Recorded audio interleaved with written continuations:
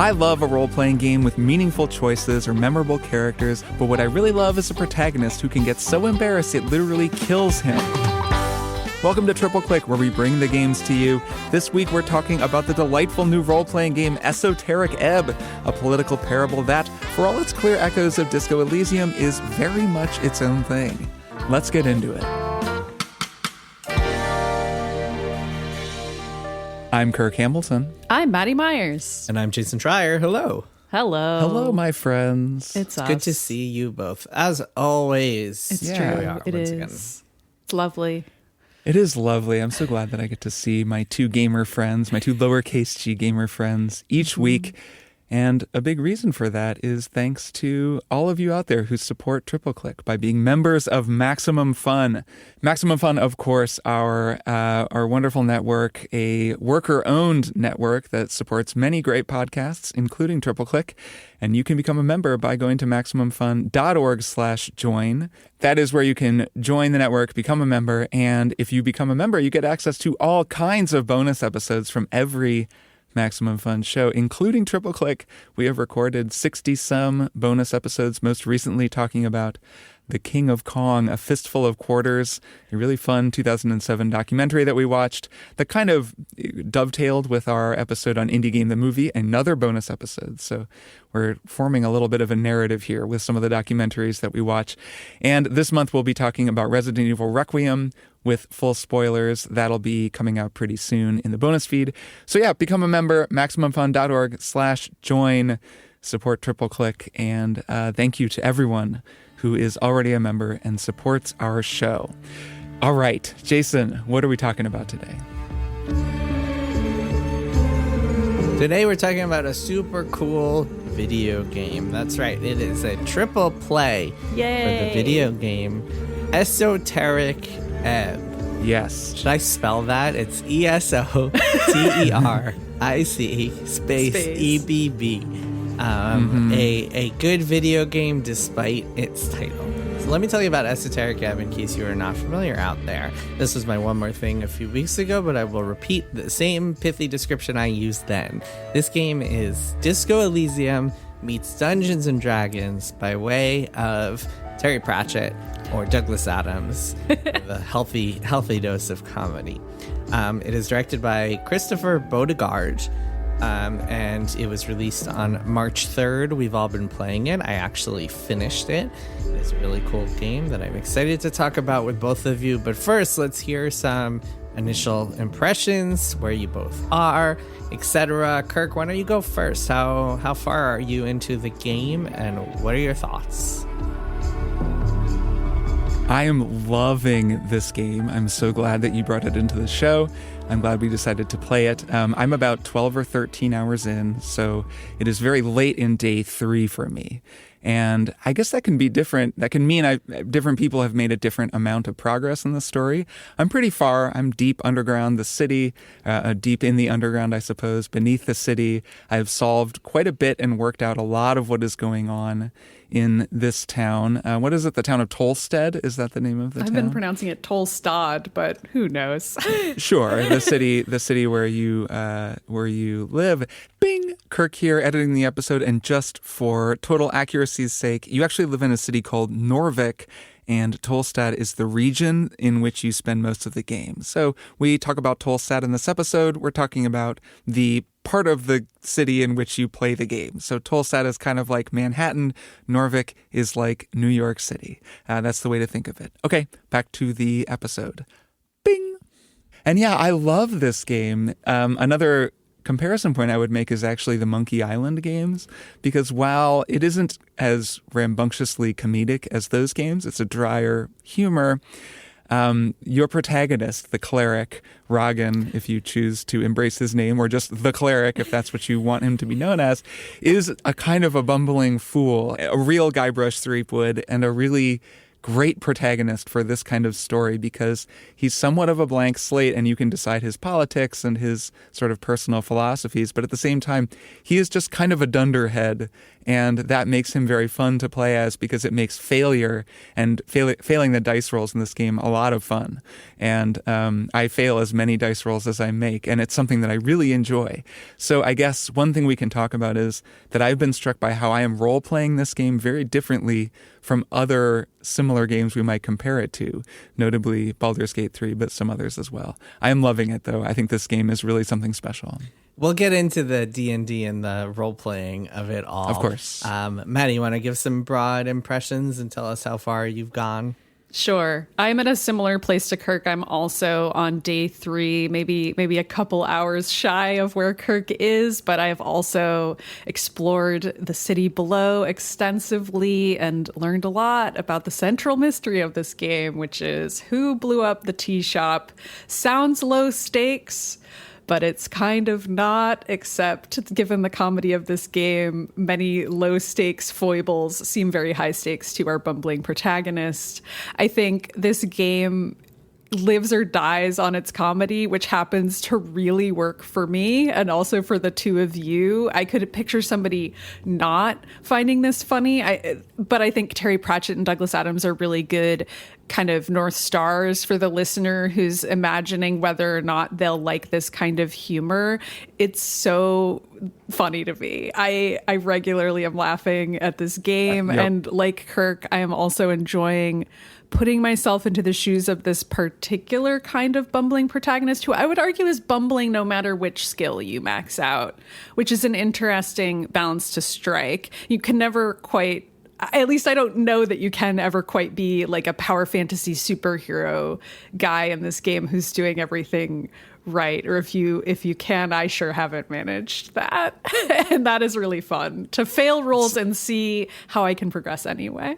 Some of it is something that this game shares with Disco Elysium is that the cleric has this defined backstory that you gradually learn, and he's kind of a fuck up. He's, and he has been for a long time, and there are these tragic events in his past that you learn about, events at school, mistakes at his job, like things that have led him to be to feel like a failure. He lives with his mom.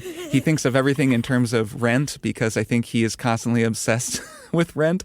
One running joke is that anytime he hears an amount of money, he'll say, that's like 3 months rent, which just shows his mindset is that he's always thinking, man, if I could just afford rent, I could not live with my mom and not feel like such a failure.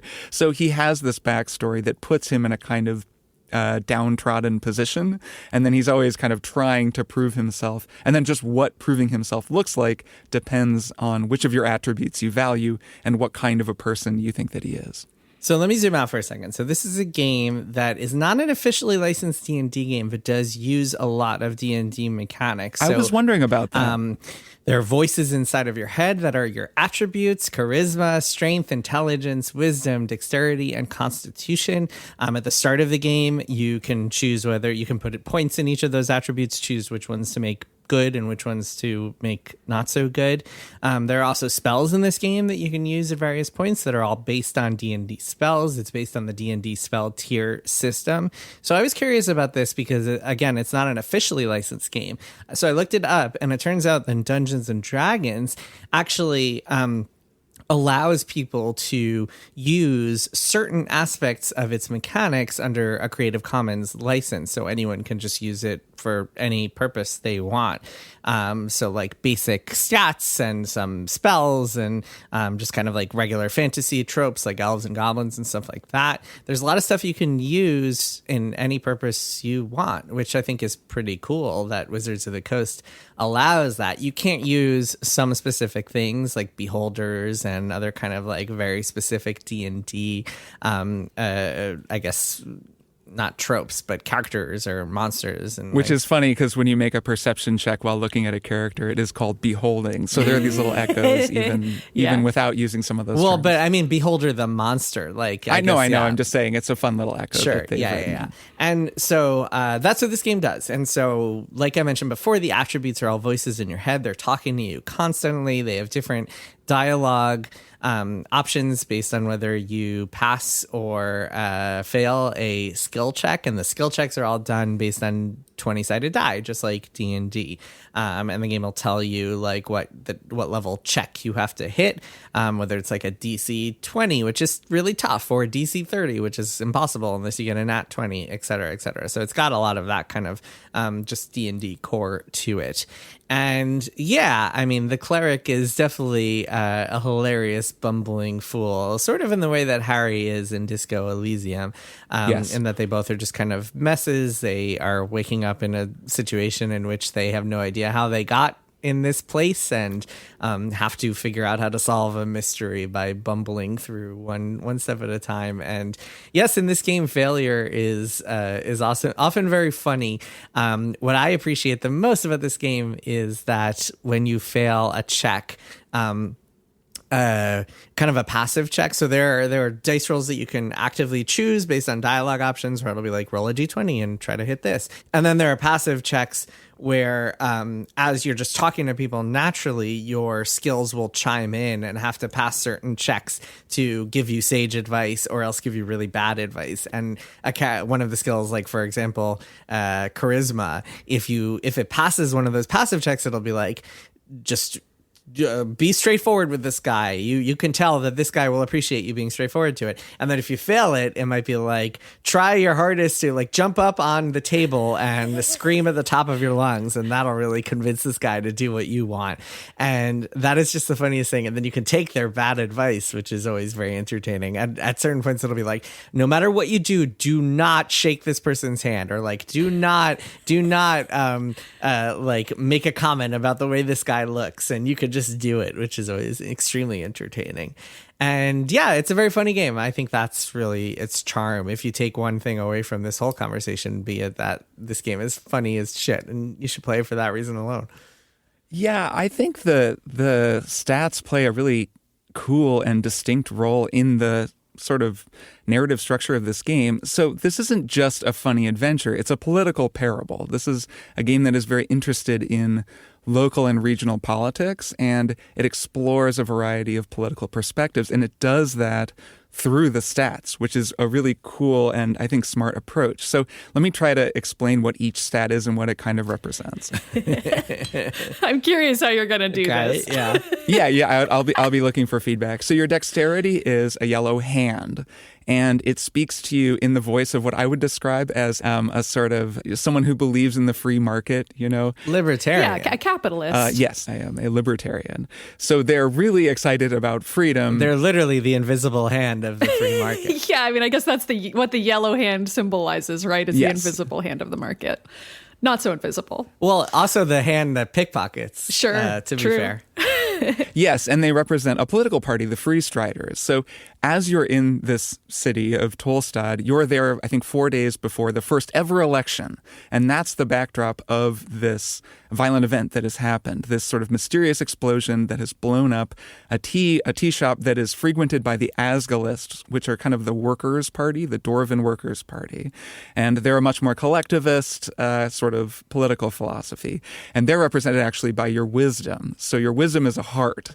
And whenever it speaks, the wisdom is actually pretty right on. It's kind of an interesting thing that I agree with the wisdom most of the time, because the wisdom is very thoughtful and empathetic and it doesn't really have any major blind spots to me anyways. And maybe it's just because it lines up with my way of thinking. I don't know. I'm going to push back on that a little bit, because I don't know if, I mean, this is like where we see the dialogue versus not. I feel like wisdom's flaw is that it also has like a kind of older school definition of feminism that it really leans into, whereby occasionally wisdom will fall into the trap of being like, women are actually better than men. They're inherently peaceful, and like sort of puts them on this pedestal occasionally from time to time. And I think that also that is like considered a commentary on how even that, I think every ideology in the game is presented as having its flaws. And wisdom is absolutely the one to which I too fall prey.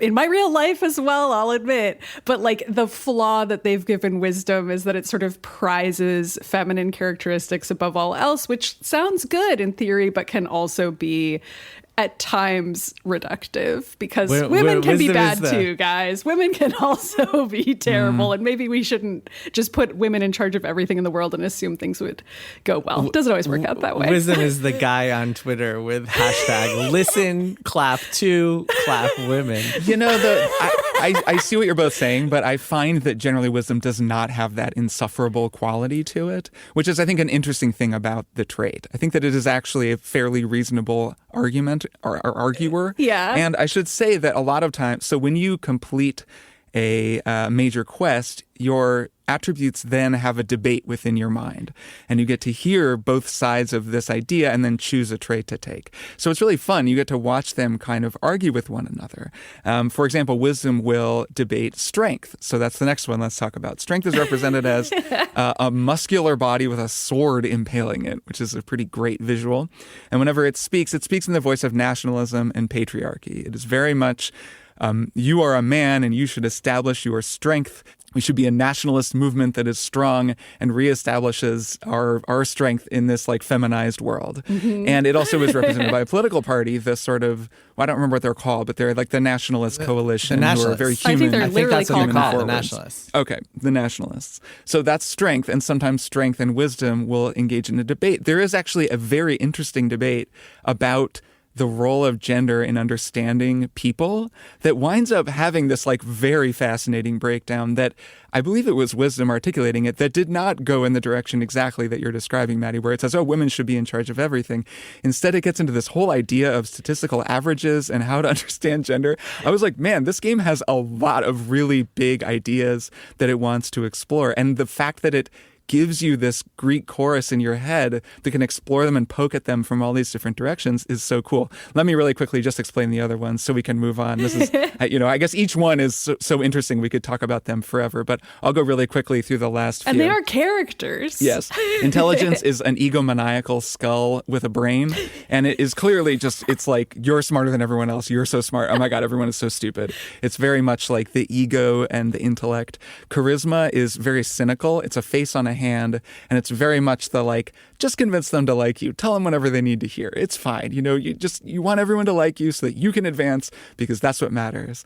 And then constitution, maybe my favorite actually, is a stomach, a speaking stomach. And because of the way it speaks, it always looks like it's kind of vomiting. And it reacts in pure gut instinct. It is like the voice of gut reaction. In all capital letters.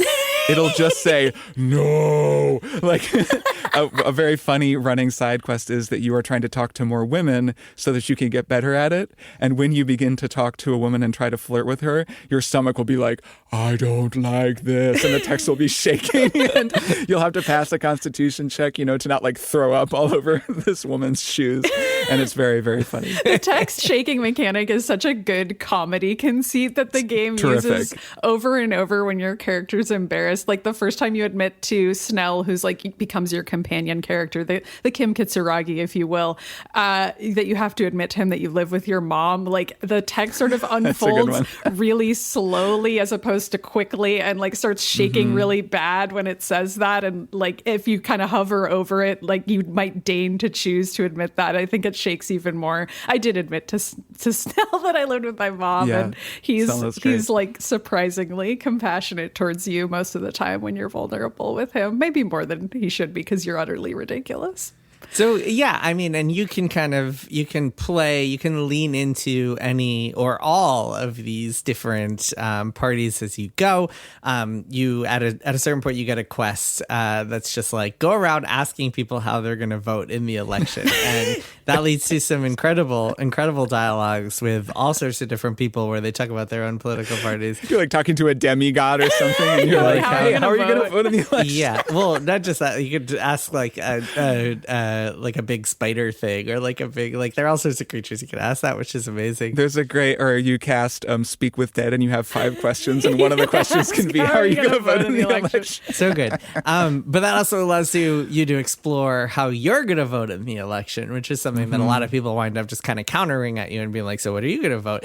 And the options are all kind of like tied to each of those attributes. My personal favorite, and the one that I wound up choosing the most, post is, I'm going to vote for myself as God Supreme Wizard of this city because I'm the only person who can truly run things here, which intelligence appreciates quite a bit. That's hilarious that that's intelligence's choice. I have been just admittedly choosing the thing I would actually choose, which is Asgalus, which is what Wisdom would like the most. But I imagine a role-played version where I pick the apolitical choice every time, because those dialogue choices are so funny that you can just brag about how you're like, I don't have any opinions at all, actually, and I don't know anything. Like, that is always an option, and it's always written in a different comedic way. And I presume you can stay apolitical all the way to the end. Yeah, I mean, I believe, well, I don't want to spoil the end. Don't tell me. I think you can play out anything you want. Yeah, I mean, a lot of this stuff, I mean, maybe one flaw of the game that I think this leads to, Maddy, is that a lot of the times you're making decisions that will have impacts within these kind of individual conversations, but there aren't a ton of long-term ramifications. There aren't a lot of decisions that like will come back to haunt you in some way, in a way that like maybe they could if you were playing an actual D&D campaign with a human who could interact and react to what you're doing. That said, I mean, the number of choices in this game are pretty significant, and there's a lot of text in this game, and there are a lot of options, and I imagine if you play through it twice, you can have very different experiences each time, in part because just like Disco Elysium, you are on a finite amount of time and a schedule, in this case 5 days till the election, and time passes every time you do anything. You talk to people or like interact with people and interact with the world in some way, and so therefore you could go the game without doing a bunch of stuff. Like, you could not have enough time to do every single thing in the game. So there is room for a lot of different replays. But that said, I mean, it doesn't really seem to matter what you wind up saying to a lot of different people. You can just say asinine things to people, and it doesn't actually make a difference. But I want to follow back up on what you were saying earlier about role playing, Kirk. Something that I appreciate about this game, I don't know about you, if you two noticed it, is that the game is kind of, it's like written in a way, or it's presented in a way where Christopher, the designer and director of the game, is actually kind of presenting himself as a dungeon master of your campaign, which I think is really interesting. And every time you quit the game and then come back in, you will see, I don't know if you guys actually saw this on Steam Deck, Maddy, you did, but yeah, like, because on Steam Deck you don't have to quit it all, you just like leave it in sleep mode. But if you do quit, I'm playing this on PC actually. I'm not playing on Steam Deck. Okay, you are. Okay, good. So every time you quit the game and then come back in, you'll see like a summary, and it'll be like, from Chris, like, it's here's so what cute. you've been up to, and here's what's been going on. Well, and when you go to bed, when you do a long rest, also he weighs in. When you go to bed, yeah, you'll see interludes where he'll talk to you and sum up what's been going on and give you hints about what you should do next. He apologized for letting me go into the dungeon on the first day. It's like, sorry for letting you do that. That was you probably shouldn't have done that. Yeah, he made fun of me for taking a really long time to investigate the tea shop, which was comical to me, that he was like, you're really taking your time to get around to actually going in there. Maybe you should go in. And I was like, all right, DM, that's a fair point. Yeah, all right, it's DM. good. And yeah, and it's really interesting to see the Dungeons and Dragons and the role-playing aspect of it all, which I think is one of the things that makes this stand out from Disco Elysium and other disco-likes that I've seen. Kirk, you wanted to talk a little bit about your kind of role-playing experience, right? The thing that has struck me about this game is the fact that I don't care about failing rolls, and I'm not invested in any one outcome of really anything. It is interesting because in Baldur's Gate 3, I was happy to reload a save if something went badly. It just felt like there was more weight on any given engagement or like any given encounter. Like I needed to, I can't let this talk like go bad and then I wind up in a fight with this guy. Like he's supposed to be a party member. I'm supposed to have him in my group for the next 30 or 50 hours. Like that kind of thing just doesn't really happen in this game because it's a little more authored. It's not quite Baldur's Gate 3 in terms of you can kill anyone and go full evil and have this completely different branching story where you become the great villain and like have this dramatically different storyline. It's not trying to do that. It's just giving you a lot of different ways through the world.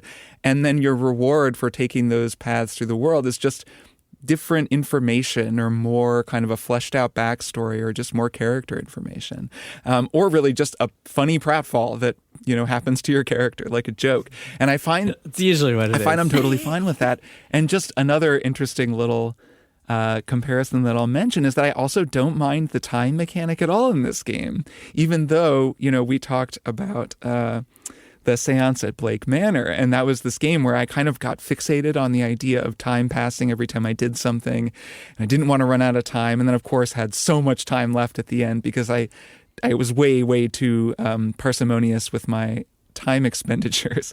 In this game, I totally don't even think about it. I'm like, I'm sure it'll be fine, whatever. I'm going to talk to everybody, mostly because for me, the world and the story, the backstory, the history, especially over time as I've kind of gotten my head around it, has become the reason to play the game. I'm loving all of that stuff. And so, yeah, if someone's just going to tell me a big, long story about the sorcerer who put his soul in this book and what his philosophy was and why he did it, I'm just going to read all of that because it'll be cool. And I kind of trust the game, I guess, to carry me across the finish line, which ties in with what you were saying, Jason, about the idea of this DM he's there for you. He wants you to get through the story. Yeah. Which, I mean, I think the downside of that is what I was saying earlier, where there isn't quite as much reactivity. Like, you're not making choices that then come back to haunt you 2 days later, as far as I could tell. In my playthrough, that certainly didn't happen, and it didn't really matter that much whether I failed, whether I succeeded, what I wound up choosing. Do you see that as a downside, like as an actual notable flaw of the game? I'm not sure that I do. Well, I don't know. I mean, certainly when I'm making choices, I want them to feel like they have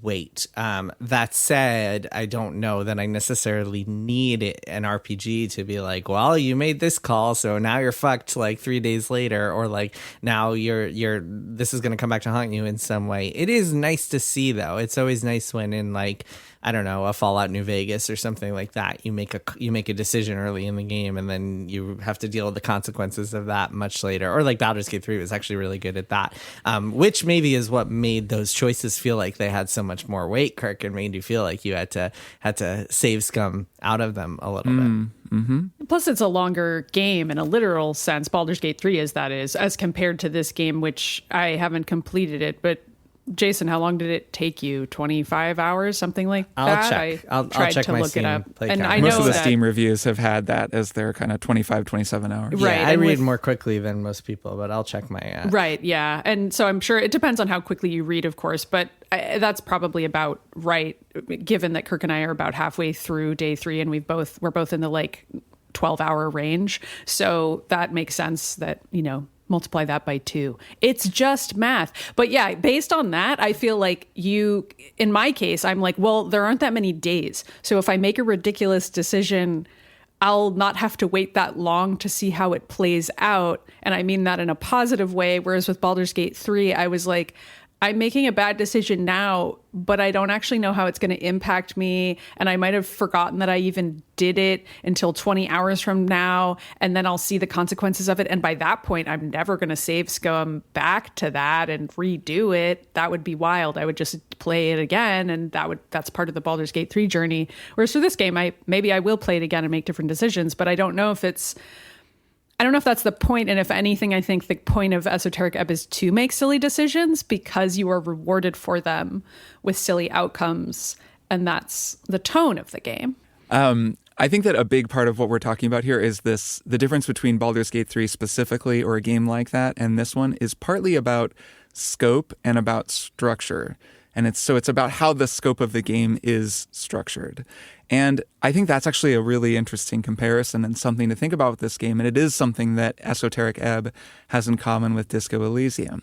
So Esoteric Ebb feels most overwhelming at the very beginning, I found, because you're getting so much backstory. It's actually very complicated. The world, all the bands of existence, all these different peoples from all around. I mean, you're really learning a lot of very complicated history, political history. There have been many wars, gods that walked the earth, different ages. There's like a glossary in the dialogue, so you can click on certain words and get a definition, assuming your intelligence is up to it.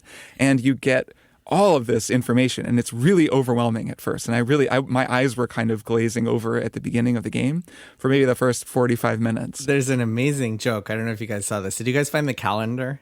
Which one? Okay, so you start off the game and it's like, it is March 21st or whatever. You have until March 26th, and you're like, oh, okay, like this is a world where they have normal months. And then you find a calendar and it lists all the months. And it turns out they're all fantasy bullshit except March. It doesn't even include all of the months. It's like, there are some other ones that we're not even we're not even going to get into those. In the sense that I was like, wait, March? Nothing else about this world has been like our world. It's so weird that he kept the months. And then I felt so smart, much like my intelligence check when I later like heard about the calendar, and I was like, cool, yeah, all of the months have fantasy names. That's as it should be. Also, have I mentioned I'm playing with a very high intelligence score? My character is deeply irritating. Yeah. So anyways, back to this idea, right, of scope and structure. So it drops you into this very deep end, and then over time, you become familiar with that stuff. You sort of realize what you need to pay attention to. And the actual scope of the game doesn't really expand. It does somewhat as you go deeper underneath the city, but you're basically in this one city with this one election looming and this one set of political parties, this one group of different sort of factions that are pushing and pulling and trying to control the future of Tolstad. But that's all. And so the game actually becomes simpler the more you play, or at least the more I've played, because I've come to realize, oh, okay, I now understand what's going on. I have a really solid frame of reference. And now when someone starts telling me some historical event or talking about the Golden Horde, for example, something like that, I know what it is, and I know how it fits into everything, so it all actually feels much simpler. A game like Baldur's Gate 3 does the opposite and is a kind of more traditional game design approach where they drop you into a small microcosm where there's just a little bit, and they don't overwhelm you with too much. They just show you kind of one conflict that's the major conflict, and there's a couple of combat encounters and maybe a side quest or two, and then it kind of grows from there and grows and grows and grows. And if you imagine Baldur's Gate 3, by Act 3, you're seeing the downstream effects of decisions you made dozens of hours ago. You're running into characters who would have been dead if you'd made different choices. Also, you're in this huge new city. There's a ton going on, and it's become this incredibly elaborate, involved thing. I just think it's interesting how the two games approach that idea of structuring the scope of the game very differently, and then they have a very different impact on the player as a result. Yeah, I mean, the downside to this approach is that it can really turn people off if they get in and they're just like barraged by proper nouns. If you're used to reading fantasy books, you might be okay with this, but I mean, for a lot of people, I imagine you have to kind of listen to like people like us being like, hey, it's worth it. It's worth committing to this. Otherwise, it can be kind of impenetrable. Yeah, it's kind of true to the whole like usability. Everything must be maximally efficient, like, or maximally frictionless, and get people in. And we need to show them why they're having fun before we, elaborate things. Like that's a very traditional design approach, and I think very true to the dominant design aesthetic and even storytelling aesthetic everywhere, in movies, in games, in everything, and certainly in technology and in application design. And then this approach is much more literary. It's more just, you're reading this book, you can handle it. Like, we're going to kind of drop you into the deep end, and by the end of the first chapter, you're going to figure out what's going on and be in this kind of, having this richer and kind of inverse experience where you become a master of the information toward the end of the story, and as a result it's like a differently satisfying experience. If it was really literary, you wouldn't have the glossary info at all. It would just be like, hey, you better just learn this fucking I can like hold down words on my Kindle and have it tell me what they mean. It's like a fantasy novel that has a map at the beginning and like a series of terms at the end, and or a family glossary at the end, cast of characters. Like in Game of Thrones, when you have to skim to the back to be like, who's in House Lannister again? Yeah, Sanderson always does this. There's always a big explanation of all of the arcana and the magic and stuff. So do you need a high intelligence score to understand it, though? That is also true when you're reading Sanderson book. Right. It's locked unless you can pass a little Rubik's Cube test. So the thing we haven't talked about is the combat in this game, which is also really interesting. I love it. Because the combat in this game is unlike combat in any other game. It is truly Dungeons and Dragons combat in that you are the game just describes to you what is happening. You'll run in, you'll be fighting. One of the first encounters in the game is with an undead, and you'll be fighting it, and you'll roll initiative, and you'll think like, oh, is this going to turn into like a Baldur's Gate 3 style, like turn-based combat or something like that? But no, it is still just dialogue options, and you'll see the descriptions from the dungeon master of the undead creature coming at you and feinting and thrusting, and you'll have to respond using your dice roll checks. And in combat in this game, unlike in D&D, you can actually use all of your stats in different ways, and it'll give you different options of checks that you can use. Sometimes it'll be like talking someone into not fighting you. Sometimes it'll be just a straight up attack with your strength stat, et cetera, or dodging with dexterity. It's really cool, and it's really well done. I wouldn't say there's much strategy involved. It's kind of just reading and picking dialogue options in the same way the rest of the game is. So don't think of this as like a strategy RPG or something like that. But it is the closest I've seen a game to recreating the feel of a tabletop combat system, for better and for worse, I suppose. Yeah, it's also kind of fun to almost die. I don't know if that happened to you too, but I'm playing as such an extraordinarily squishy character that I have had many, many close calls when I'm in combat, and I've been really impressed by how the game handles that. I've yet to truly die. There's often there's the classic saving throw mechanics and all of the other D&D aspects that really try to prevent you from dying. And I had some flashbacks to our Triple Quest campaign that we played together when I was doing some of these sections and thinking okay, here's all the protections D&D has built into it to prevent you from dying. And also, in addition to that, Christopher Bodegard has written in all of these things your character can say, and things that, in this case, Snell was the character who's with me, can say to me as I'm almost dying, and to help me out of it. And I was like, there must be so many permutations of this. And I'm always extra impressed by that when it's a development team that's smaller, where I'm okay, they had to really consider, okay, there might be a player who has stat checks that are going really well or middling, or in my case, they're terrible at everything other than their high wisdom and intelligence scores. What is going to happen when they actually get hit? I'm going to need to write around that and create all these circumstances that will allow them to potentially still survive and speak to the other characters in such a way that would indicate how poorly the battle went for them, and have it be funny. Yeah, I love the combat and really love the encounters in general because they're so malleable, because it is really just being described to you in text, and they don't have to show that much. Occasionally you'll trigger a trap and you'll see a graphic on screen to represent what's happening. But a lot of times there's a labyrinth I went through where it was literally just text. I couldn't see anything, and the DM was just describing to me what was happening.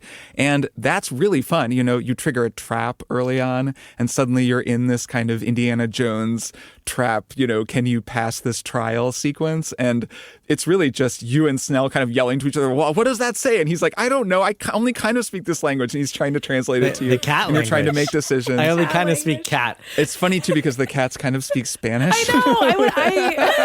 I know. I no one knows Spanish, but I was is this just literally the cats speak Spanish? Are we...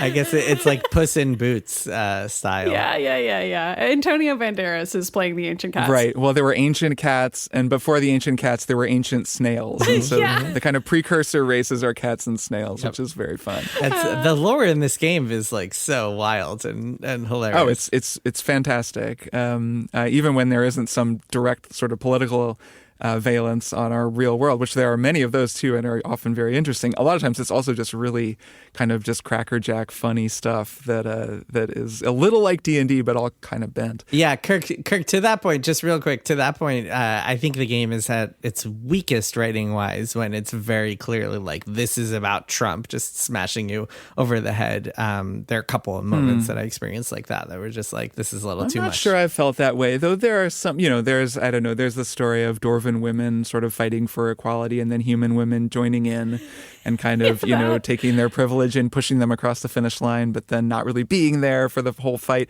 There are things like that where I'm okay, I see what this is a parallel to, and it feels maybe a little, I don't know. It's very clear it's what very he's on saying. The nose, yeah. That hasn't bothered me that much. I think it's can you tolerate that or not? I mean, it's clear that Christopher has something he wants to say at various points, and it helps that I would say we politically tend to agree with him. We've kind of emphasized that, but I do feel that would be another thing about the game that if you don't, then it could come across as preachy. It doesn't to me, because I find it charming most of the time, and I don't mind the parallels.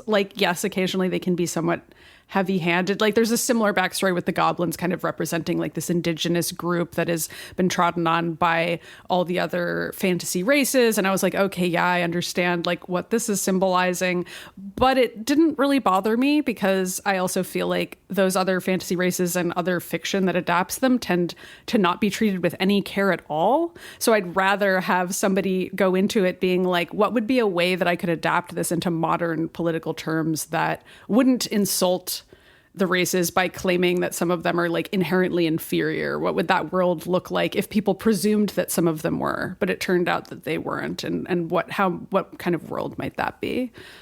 I would be interested in how the game comes off if you play as just a full-on jackbooted, nationalist, full strength, low intelligence, low wisdom. Like, I think that would be a very different story, and your character maybe would be depicted as being a buffoonish, fascist, but I'm really not sure. Like because I'm not playing that way, and I'm guessing that none of us did. But I'd be curious to see what that playthrough is like, at least. Yeah, I've always wondered that about Disco Elysium 2, which is a similar game that was like clearly written by people who have socialist leanings, and that's like evident in their voice cast. Like they cast like podcasters from various leftist podcasts to play the voice actors in that game. When they eventually added voice acting, it's like very clear what their leanings are.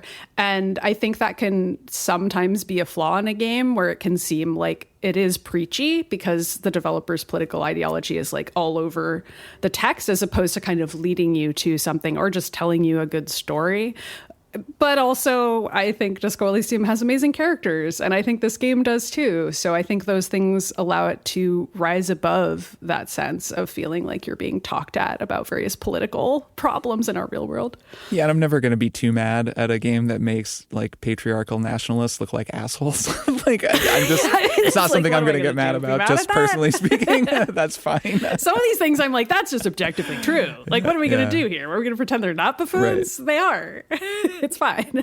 So anyways, yeah, I think that this writing approach allows for a very flexible approach to encounters, and that makes the game much richer. Actually, after that trap that I was describing earlier, you take a short rest with Snell, and it's a great scene. It winds up being a scene. And this is something that Baldur's Gate does well, in those scenes when you go back to camp. But this is a much more organic kind of thing where the two of you sort of collapse and just need to rest for a minute. And then you wind up having this really long conversation and getting to know Snell a little bit better. And it's the kind of thing that would happen just as naturally as anything in an actual D&D session with your friends. Like when I play D&D with my friends, that's 90% of what it is our characters just sitting around and talking about whatever and not having, exciting fights and engaging in daring do.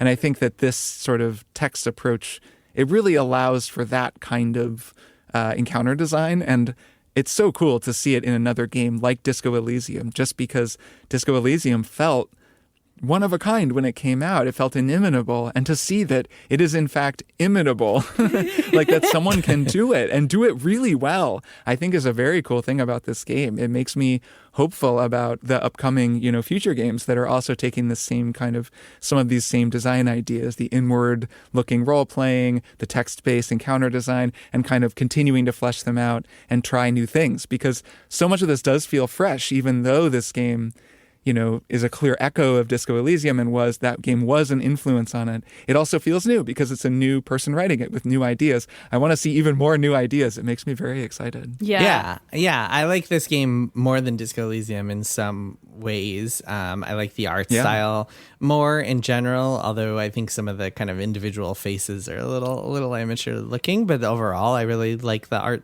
of this game and the way it looks. I prefer the tone and the comedy over Disco Elysium. Disco Elysium is a great game, don't get me wrong, but I like this.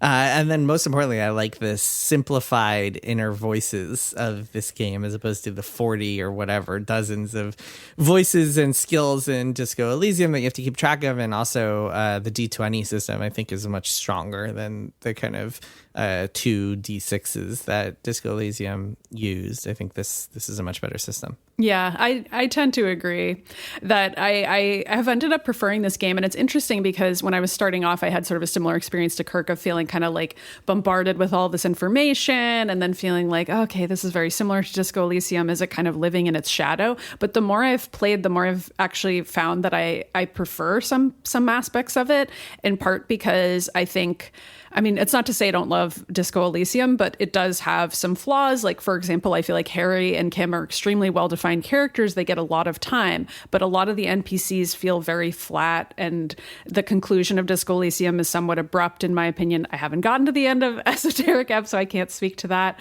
But there are just various pacing aspects to Disco that are not as satisfying. Whereas this game so far, I've really enjoyed how the pacing works, the fact that I can do things in any order, regardless of what the quote unquote DM has to say to me about it.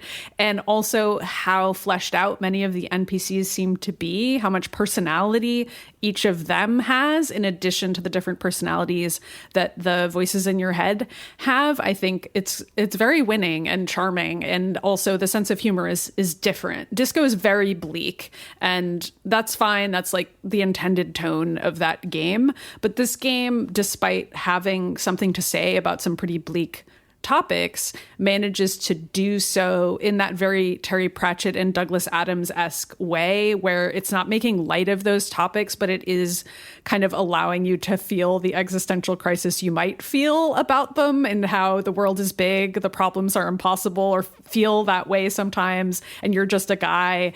And that sensation just works so much better in a game where your protagonist can be a little more likable at times than Harry can be in Disco. This is a game made in Sweden versus Disco Elysium, a game made in Estonia. Worth noting. Right. I wouldn't want to get over my skis, but a Scandinavian outlook versus a sort of former Soviet bloc outlook. That's an interesting point, actually. Some of this onto that. Yeah. Although, to be fair, in Scandinavia, they have light like 4 hours a day during the winter. So, yeah, so maybe they have to tell jokes in the dark to get through all of that, though. Yeah. And before we wrap, I do want to shout out the music. It was composed by 3 Danish musicians, Anders Bach, Brian Batz, and Kristian Paulsen. And I think the music is really lovely. The main theme really gets stuck in my head, that little kind of droning, groovy little thing that plays when you're walking around the town.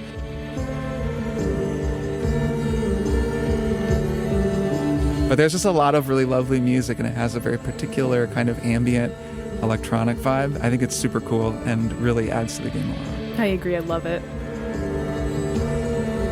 Also worth noting that Christopher Bodegard was able to make this in part because of a startup program in Sweden called the Sweden Game Startup that helped support.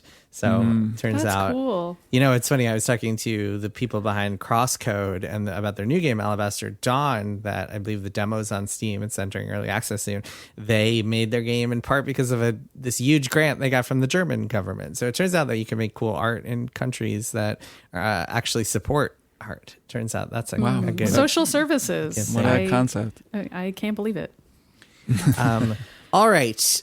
Esoteric Ebb, super cool game despite its title, which, man, next time come to us, guys. Just come to Triple Play. I do now know what the title means. Yeah, it has a meaning. In the lore, it makes sense, but like, come on. Ebb, not the greatest word. I mean, it seems to be doing well regardless. So again, maybe Yes. it doesn't matter. Maybe titles just do not matter one bit, but it is what it is. They might not. Worth checking out if you're listening to this and you haven't played it. If you think RPGs or disco likes, if they're up your alley, you should go and check it out. For sure. If you don't like reading, then this is not the game for you. If you do like reading, then it is. Let's take a break, and then we'll be back with one more thing.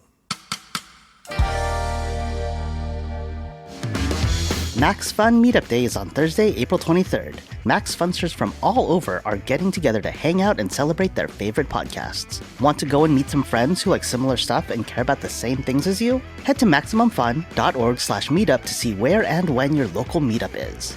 Don't see one nearby? Host your own and make some new pals. All you need to do is pick a place that can hold a small group. A bar, cafe, park, library, wherever. Then fill out the form at MaximumFun.org/meetup. We'll add you to the page and help get the word out. So go to MaximumFun.org/meetup and maybe we'll see you on April 23rd.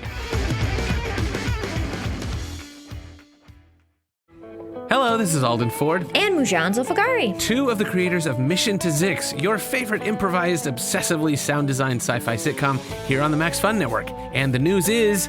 We're back! With an all-new miniseries set in the Zix universe, The Young Old Durf Chronicles. Yeah. Will Durf find his own killer before it's too late? Ooh. To find out how that question could possibly make sense, well, you just have to tune in. Yeah, and as always, it's ambitious and labor-intensive to, frankly, absurd degree. Indeed. So, if you are looking for a little break from your own galaxy, we would love for you to check it out. That's The Young Old Durf Chronicles. Search Mission to Zix, ZYXX, in your podcast app. Or on MaximumFun.org. Keep it fresh. And we are back, Kirk, Maddy. It is time for one more thing. Kirk, start us off. My one more thing is Project Hail Mary, the novel by Andy Weir, noted former Blizzard developer turned novelist, and specifically the audiobook. I have not seen the movie of this yet. I'm very excited for it. Emily also is very excited, and a lot of my friends are. We're all going to go see it this weekend. And so I have had the audiobook of Project Hail Mary in my Audible account forever, because I think when I bought a Kindle or something, I got a free audiobook. So I just picked that one because I think I had heard it was good somewhere. And then it was added to my account, but I never made space to listen to an audiobook in my life. Wait, can you hold on 1 second? When you bought a Kindle, an ebook reader, you got a free audiobook? Yeah, because Audible is owned by Amazon, and it was some kind of tie-in, I think. So if you activate... I think that's what it was. It might have been something else. That is kind of funny. Yeah, it's very strange. Well, they just want you to engage with all of their various literary They were like, you outlets. engage with one platform, why not Like, another? you like the Kindle. Hey, what if you also sign up for an Audible subscription? So I've had this free book in my library forever, and I started it a little while ago, but then found that because I listened to lots of podcasts and lots of music, I was struggling to fit an audiobook into that mix. I know audiobooks are very popular. Jason, you've said, right, that audiobook sales of your books are really an important part of sales, right? Yeah, huge, big time. Yeah. It's so cool. Emily listens to lots of audiobooks. She's really gotten into them over the last year, and it's made me want to give one a try. So there's a huge wait for this book at the library, to get the Kindle version from Libby. So I really wanted to read it before seeing the movie. Everyone that I'm going to see it with, this kind of large group of people, they've all read it. And they're all so excited. And we saw some other friends who had seen it, and they're like, oh, they got this thing right, and they were being kind of oblique for my sake because I hadn't read it. And then a lot of them had listened to the audiobook, and they're like, oh, you have the audiobook? And I said, yeah, I started it, and then I kind of just didn't finish it. And they got so upset. They were like, what? You didn't finish it? And I was like, it wasn't that I didn't like it. I don't know, I didn't have them all downloaded on my phone, and then I fell off of it. I don't know. So anyhow, long story short, I have come back to the audiobook, and I'm just marathoning it this week to get through the whole thing so I can finish it in time to see the movie this weekend. And first of all, that's such a fun way to listen to an audiobook, it's a fun way for me to add an audiobook to my rotation, because it's made me just say, okay, well, I would be reading my regular book right now. I'm actually reading John Gantz's How the Clock Broke, or When the Clock Broke, which, Maddy, was your one more thing. Great book, very different from Project Hail Mary, but a great book. So I've been reading that as my, in the morning, I read a book instead of getting on the internet. So instead of doing that, I just get out my phone, put on some headphones, and listen to a chapter. And I gotta say, this audiobook is so good. It's read by an actor named Ray Porter. Are either of you, are you familiar with this audiobook? Have you heard it or anything? No. I read the book. You read the book. Okay. And Maddy, no? No. Oh, okay. So this actor is fantastic. He does voices for everybody, but they're very good. He has a very particular way of reading this protagonist. Ryland Grace is the name of the protagonist. Oh, man, I guess I should really quickly summarize at least the setup of this. I'm assuming everyone out there kind of knows what it is, since it's a huge movie that everybody is seeing right now. But to give the very quick version, a guy wakes up in space. He's in a ship. The rest of the crew has died. He has been in a coma for a very long time, and his memory is kind of shot. And he's on some kind of a scientific mission.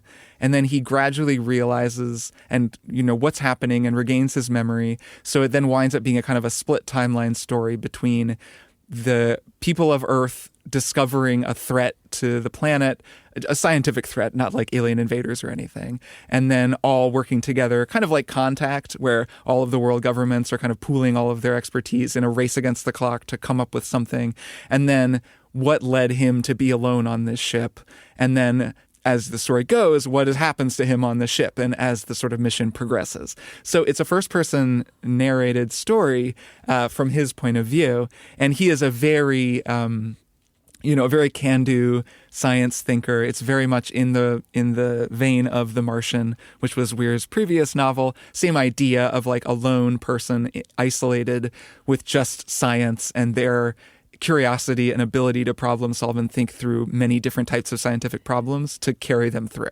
And so it's a very fun book for anyone who is kind of a nerd and who likes science and likes to watch a kind of can-do, slightly sardonic can-do person solve problems. And Ray Porter's narration, the way that he embodies this protagonist is really great. He has this kind of gruff, constantly frustrated and exasperated, but also, self-deprecating tone that really matches, I think, with the way that Weir wrote the story. It's a very cool way to experience a book. And I haven't listened to, fiction audiobook in a long time, and I'm really enjoying it. Plus, they're actually doing some sound design stuff related to various elements of the story that I won't get into, but some kind of cool stuff with music and chords that play out along with his narration in a way that's really cool. And I'm actually very curious what that looks like in the book. Maybe offline, Jason, I'll ask you to describe it to me, because I don't have a copy of the book, so I can't compare it.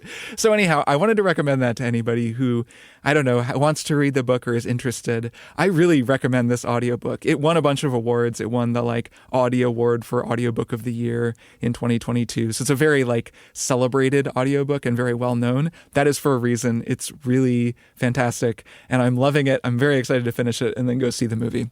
So yeah, that's my one more thing. Cool. Yeah, it's really a lot of fun. That's cool. I love audiobooks, but I agree with you. You have to stop listening to all the podcasts and music in your life and just be like, I'm going to read a book for the next couple weeks. And it is kind of a weird way to live. And then you're you come back and you're like, oh, okay, I have so many podcasts to catch up on. And then that's kind of exciting. And you're like, what's even been happening in the world? I've been listening to an audiobook.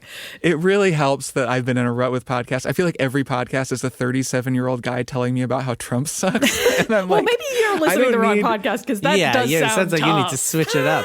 I am certainly not saying that every podcast is that. It's totally my podcast mix, but it definitely has kind of felt like, I get it. I need to listen to something else. I've actually been listening to some really good history podcasts as well, which has been a nice change of pace. But yeah, this is definitely, it's a cool thing to introduce fiction to my kind of audio, doing chores, listening to something world. It's really, really cool. Yeah, it can be really fun.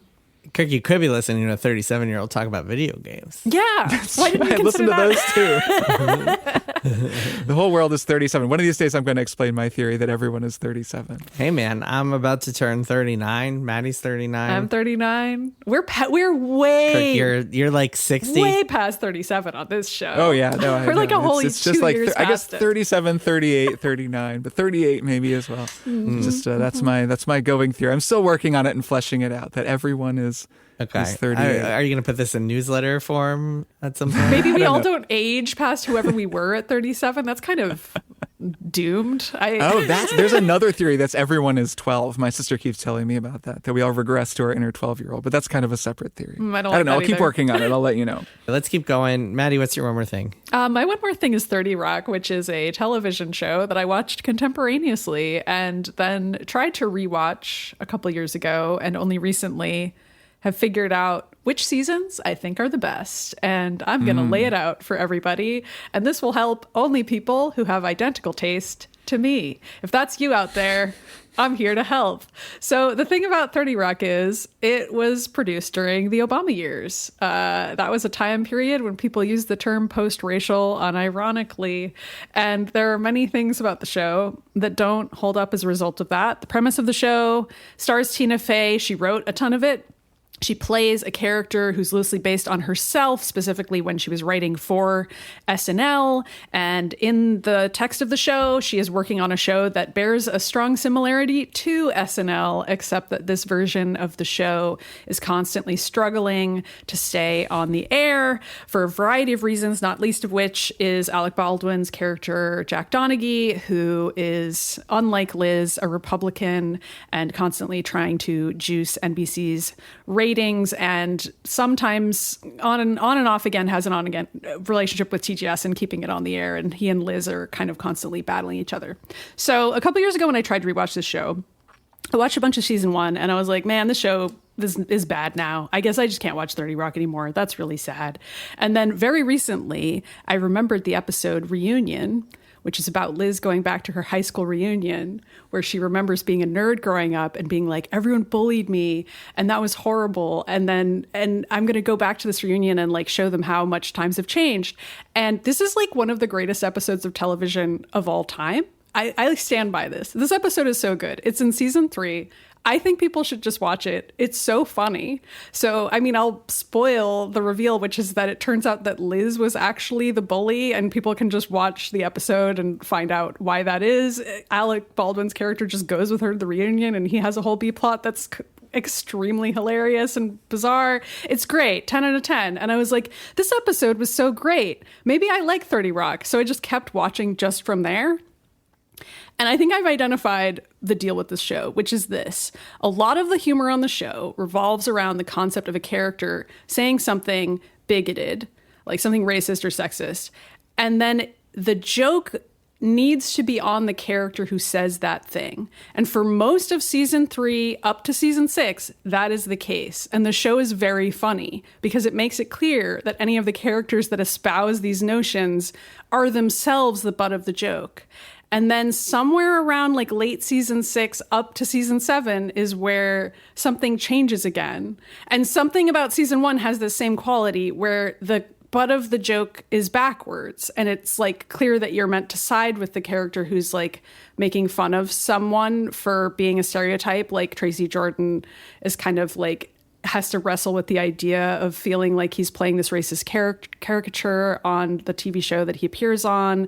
And like that kind of push and pull of the character is like a central part of the show. And I think it works when Tracy is not the butt of the joke, but at times he is. Anyway, so all this to say, I recommend season 3 from the episode Reunion on through to season 6, and then you should maybe not watch anymore if you're exactly like me. If you're not exactly like me, you can probably just enjoy the whole show and not be as anal retentive as I am. But yeah. That's an interesting analysis. 30 Rock, the middle of it. Pretty good. Yeah. I mean, you guys remember what it was like and like the push and pull of how its comedy worked. It blends together for me, at least in that I remember that it had a pretty rough first season and then really found its groove. Yeah. And now I just think of it as a show that established certain rhythms and certain sort of structural flows for an episode that then carried out to the follow-up, like Girls 5 Eva or Unbreakable Kimmy Schmidt, like shows made by the people who worked on 30 Rock. So it was like a very influential show in a lot of its sort of stylistic like The approach. Office to Parks and Rec, for example, as like another like foundational show. Yeah, I'd say like a parallel track, really, along with the Sure sort of lineage of comedy, and it and Parks and Rec kind of existing parallel to one another. And then of course Tina Fey and Amy Poehler also being really good friends and sort of being the yin and yang of like female comedy on primetime TV. Yeah, and like clearly having kind of different comedic impulses, where Amy Poehler has this like all people are good type of Michael Schur-esque comedy, and Tina Fey has this very acerbic, maybe everyone sucks comedy that 30 Rock espouses. And I would say sometimes wins at and sometimes loses at. The other funny thing about 30 Rock is that at the very beginning, 30 Rock was on at the same time as Studio 60 on the Sunset Strip, which, Jason, I know you remember. The Aaron Sorkin show. And which Tina Fey famously hasn't watched, or so she says, has only watched a couple episodes of, and is like, doesn't want to acknowledge. It's a very funny David and Goliath story from that time period of sort of mid-2000s. It was post-West Wing, and everyone's like, oh man, Aaron Sorkin's back at it. He's got a new show. show. Well, hold on. David and Goliath, I mean, in SNL, Tina Fey was extremely famous at this point. I don't know. Well, it was portrayed as a critical David and Goliath because there was an idea that Sorkin had all of these powerhouse actors, a lot of people carrying over from the West Wing. He was on fire. He had been responsible for this show, that won every friggin' Emmy Award for like years running. And then he was up against 30 Rock, which, as I mentioned, was not that strong when it started. It kind of was a mess. And so it just seemed like, oh, what is this little podunk whatever? And then it was like, oh, but Studio 60, that's this prestige show. And then very quickly it became that there's like there's probably multiple YouTube video essays about this, about the challenge of writing a show about a fictional sketch comedy show and how 30 Rock actually, in retrospect, took the smarter approach because 30 Rock made it ridiculous. Like the Tracy Jordan show is never supposed to be good. Yeah. What's funny about it is that it is a total train wreck. And every time you see them doing a skit, you're like, oh my God, this show is a disaster. This is the worst thing I've ever seen. Where the trap that Studio 60 fell into was that they're like, this is a great show. It is the epitome, the peak of comedy on TV. And then they're doing like Gilbert and Sullivan shtick on the air and singing whatever for He Is an Englishman. And you're like, nobody would think this is funny. And so anyways, there's a lot more there, but I think of that or those early seasons in the context of that sort of head-to-head. Yeah, it was an interesting time. And I do feel like part of why I have a soft spot for 30 Rock at all is because I watched it at the time and still kind of enjoy these characters on some level. And even when they say something problematic or whatever, I'm like, damn it. Fast forward. It's fine. Get back to the good stuff, guys. And like, I do still want to love it. And then I'm sad that there are episodes that are mean and like hit the wrong way. So I was kind of glad that I was able to find that there were episodes that still really held up and were what I loved about it. And I just love Jeff Richmond. His music is so good. It's such a like great. Did he write that theme song? Of that show. Oh my gosh. Yeah, and he wrote all the music for and all the songs, like Muffin Tops and every Werewolf Bat Mitzvah. Like all the songs are the songs are so good. Yeah. Also like Dr. Spaceman just as a character, like all around icon. That's Parnell, right? Yeah. Is that Chris Parnell? Spaceman. So good. It's like there's so many bits like that I'm just like, these are great. But yeah, watch Reunion, everybody. It's good. Man, while we're talking about old sitcoms, I finished my rewatch of How I Met Your Mother, which I talked about a couple of months ago. Yeah. Man, the ending is incredible. I will fight to defend that ending. I think it's phenomenal. I think I might really go watch it. You should go watch it. I wonder. Maybe if it's like out of context of the time, it probably hits better, I would think. Wasn't the plan, and the plan that I think you endorsed was watch the first few seasons and then just jump to the end and watch the final season? No, I would say rewatch it all. It's a lot of really? fun. Oh, wow. Okay. Like I said, some parts have aged poorly, especially like transgender jokes. But other than that, I mean, it's a great show. There's a lot to love about it, and it's very, very emotionally impactful. Anyway, that's not my one more thing. My one more thing is a video game. So a little while ago, someone messaged me on Discord, and this is not someone I really know, but I had talked to this person about blueprints a little while back. And so this person was like, hey, I've been playing this game called Void Stranger, and it is the closest I've come to like recreating that feeling of blueprints where I was like taking notes and it's just like getting a lot out of it and solving meta puzzles myself and stuff like that. I was like, intrigued. Void Stranger is a video game that came out in 2023. I had heard about it at the time, but I never played it. It is a Sokoban game, which means it is a game where you see the world from a top-down view, and it's all a grid, and you walk around in one of the 4 cardinal directions, and you push things as your main method of interacting with the world, pushing boulders on switches to unlock stairs or doors, that sort of thing. That's kind of what a Sokoban is. And so I started playing this game, Void Stranger, and it's pretty cool. It's like this black and white sort of pixel, not quite NES, maybe SNES style pixel graphics. And it's got some cool puzzles, and you're going through this dungeon and you get to the bottom.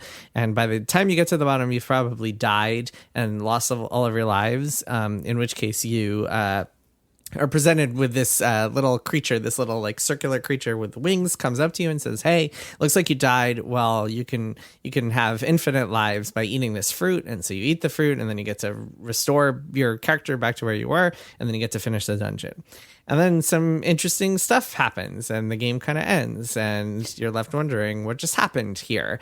And then you go through the dungeon again, and maybe you try to do it again without eating the fruit, maybe using this new power you just got to get infinite lives without actually eating the fruit and, quote, getting voided. And then you might get another ending. And along the way, as you're doing this, you might notice certain things about the way the world works, some things that you learned on your first playthrough and other things that you're just kind of figuring out as you go.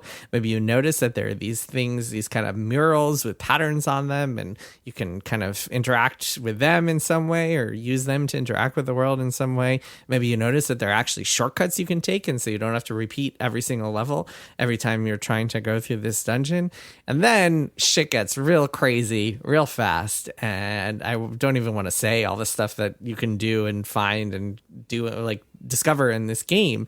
Did have to take some notes along the way. And it is a wild ride that I think people who like blueprints would indeed enjoy. But here's the caveat, and it's a big one. This game is tedious as shit and extremely unforgiving. So this is a game, in a lot of Sokoban games, a lot of puzzle games in general, you have an undo button. If you screw something up, the game doesn't want you to have to, like, start from the beginning. So, like, if you push a boulder the wrong way, you can usually just press the undo button and be like, okay, I'm just going to try going this way, so you can just kind of do trial and error. There is no undo button in Void Stranger. And in fact, Void Stranger is the type of game that will play these tricks on you. It is very kind of what's the word? Masochistic. It's a game for masochists. It will play tricks on you where, like, if you accidentally walk into a stairway at the wrong time or, like, with the wrong piece in place on the map, it will send you to the beginning of the game, and you'll have to, like, go through a whole other, like, hour of playing just to get where you were before. Or, like, it'll make you just repeat things. For very stupid reasons. There's also a lot of, like, the puzzles and a lot of what you need to do in order to just kind of keep making progress and see the true ending requires a lot of trial and error and or a lot of really devious, like, devilish level thinking, which means you'll have to keep trying over and over again, which can be extremely tedious and frustrating. So the way I played it is I was pretty liberal about looking up solutions to certain things. Which I'm glad about, because I didn't really want to waste a lot of time just going through the same levels over and over again. That said, I had a great time with this video game, and I highly recommend it. But you have to have a certain level of pain tolerance if you want to get through it. Certainly, the music is really good, so at least there's that. Like, while you're doing things that you've done before, you can at least listen to the music, but you have to be willing to repeat yourself through this. The music is cool, Kirk. It's very reminiscent of Undertale's music, which I really enjoyed. Well, that's high praise. Toby Fox is a great composer. There's a lot of Undertale DNA in the game in general. It's also got a really cool story that you're kind of, like, unraveling as you go through. It's got really good characters and relationships, and it does feel very Undertale in a lot of different ways. Very definitely Undertale inspired. It is a cool video game. I do recommend playing it. Just kind of be aware that you might find yourself frustrated with how many times you're repeating the same block pushing puzzles. That said, you'll get certain things that allow you to do them in much easier ways or take shortcuts and all sorts of stuff like that. And part of the fun, sort of like in Blueprints, part of the fun is gaining mastery over this world and realizing that, oh, actually, I don't have to deal with this RNG. I don't have to deal with this repetition because I've learned how to overcome it just by playing the game and finding its secrets. So there is that too. That is a cool aspect of it. And it's almost like a game like this wouldn't work if not for the repetition of it all, and then giving you the skills to overcome that repetition in order to solve the grander puzzle. So that's a big part of the experience as well. I think you two would like it, so it's worth checking out. Once again, that game is called Void Stranger, and it's pretty wild. Definitely unlike most things I've played. Pretty good name too. And yes, excellent name. Void Stranger. I want to know more. Is it good on the Steam Deck, Jason? Yes, that's where I played the whole thing. The only downside is that, like, you'll have to take, if you're playing it in bed or something, you'll have to take, like, photos with your phone or screenshots. Oh, yeah. No, I did a lot of that take notes with Blueprints. Like the Blueprints photos experience. with my phone. I'm an old hand at that. Did you guys play Blueprints on Steam Deck? I did both. Both, okay. Yeah, both. Okay. When I was traveling, I played it on deck. I found it much easier to play on PC because me too. sitting at a desk, Yeah. I could write stuff down just in a But document. when it takes over your brain, you need to play it in every single room of the house because, what are you going to do? Not keep That is playing true. blueprints? I mean, Sure. Come on. And the rooms in your house are shifting, so you need That's to right. play it in Right. different rooms. That's right. And some of them only have a Steam Deck, and some of them have a PC, and some have a laptop. It's true. It's true. It's easier. You can carry the Steam Deck with you from room to room instead of hoping that you're going to draw your computer room. Well, and some rooms have 20 terminals, and you have to figure out which one you need. Right. Yeah, I mean, I think Steam Deck is the way to go with Void Stranger because when you're going through the puzzles, if you choose to repeat certain puzzles in order to try to figure out what's going on, it can be helpful to watch TV or something, so you're not just kind of numbing yourself I to hear death. that. Or listen to an audiobook. That would actually be perfect for finishing Project Hail Mary. Although you'll have to keep pausing every time you get to a story or something, a story cutscene or something like that. But yeah, it's a cool game. I do recommend it. And especially if you don't like Sokobans or puzzle that kind of puzzle game, then this is not for you. But otherwise, it's cool. All right, that is that for this week's episode. Stay tuned. Our Resident Evil Requiem bonus episode will be up very soon, so keep an eye out for that if you're a subscriber in the bonus feed. Kirk, is that going to be Friday of this week or Monday, you think? Yeah, Friday. It should be end of the week, so Cool, I think perfect. Friday. Yeah. Awesome. Sweet. All right, Yeah. Kirk, Maddy, see you both next week. Yeah. See you both next week. Bye. Triple Click is produced by Jason Schreier, Maddy Myers, and me, Kirk Hamilton. I edit and mix the show and also wrote our theme music. Our show art is by Tom DJ. Some of the games and products we talked about on this episode may have been sent to us for free for review consideration. You can find a link to our ethics policy in the show notes. Triple Click is a proud member of the Maximum Fun Podcast Network, and if you like our show, we hope you'll consider supporting us by becoming a member at MaximumFun.org/join. Email us at tripleclick@MaximumFun.org and find links to our merch store and our Discord server in the show notes. Thanks for listening. See you next time.